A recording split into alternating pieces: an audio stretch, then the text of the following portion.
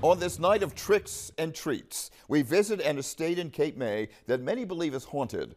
A renowned psychic medium takes us on a terrifying tour of this historic landmark where every night is Halloween.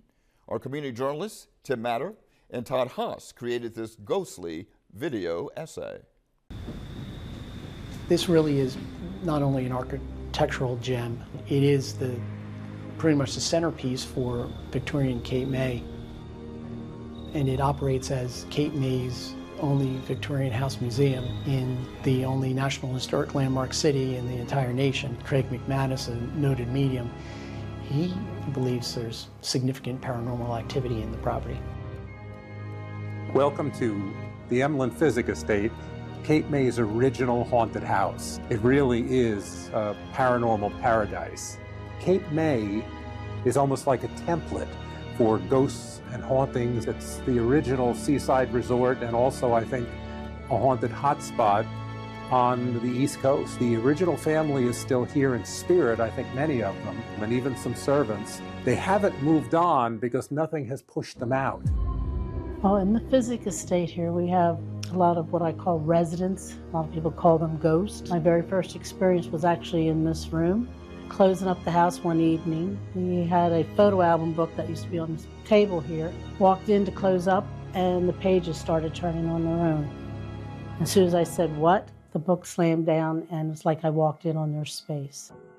Believe it or not, this beautiful home almost came to the wrecking ball back in 1970. Cape May MAC was formed as a preservation group. We've been leasing it from the city ever since. We've invested over $3 million in the restoration of the property. People that were part of MAC early on realized there were some things going on here. So it's always been thought of being haunted.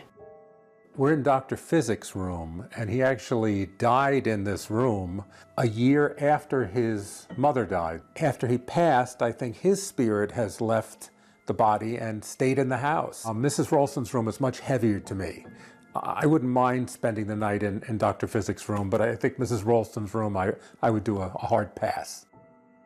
This was the bedroom of Dr. Physick's mother, Frances Rolston. The first time I came in this room, I felt it was like the cold heart of the house energetically.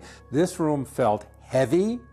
This room felt intense, like somebody that was ruling the house with an iron fist. I just felt like she was sitting there. And there was a strong feeling of somebody looking back at me. I felt Mrs. Rolston was very grounded in that chair, and she was not leaving. If anybody was leaving the room, it was going to be me. This room is always the heavy of the house, of all the rooms. It's got its own personality. And I really do think Mrs. Rolston is still here in spirit. The Physicks were the creme de la creme of the elite in the community. They treated the people that worked on the property with utmost respect. In fact, had people of color live in the house with them. This is one of the servants' rooms. This is attributed to Alice Johnson. She lived in the house. I always feel like there's somebody in this room, and most of the people on the tour will look in and they'll just have a very strong feeling. It's not about negative and positive, it's more about strong and faint energies. We did see a little girl one time on the staircase. We tried to get up to go to her, she disappeared. I've seen the dogs come running by and up against you. So I started doing my own little investigation with recordings, and I started getting EVPs. You see all kind of different people walking around, entering rooms that you think they came off a tour and they're not there anymore. The hair's in the bun.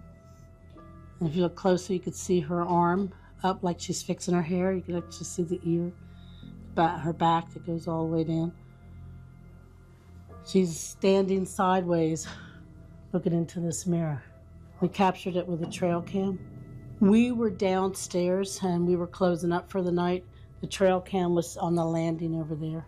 Some ghosts are not aware of the living at all. They're just sort of in a twilight state. They just exist like it's a dream, and the living are ghosts to them. I think this house is so perfectly preserved that the ghosts are happy to keep existing in a spirit state. They're warm, welcoming people, and I think they enjoy having people to come and visit their home. Ghosts are transient, and they can leave a room, they can leave a house. So, you know, a house is only haunted if the ghost is at home.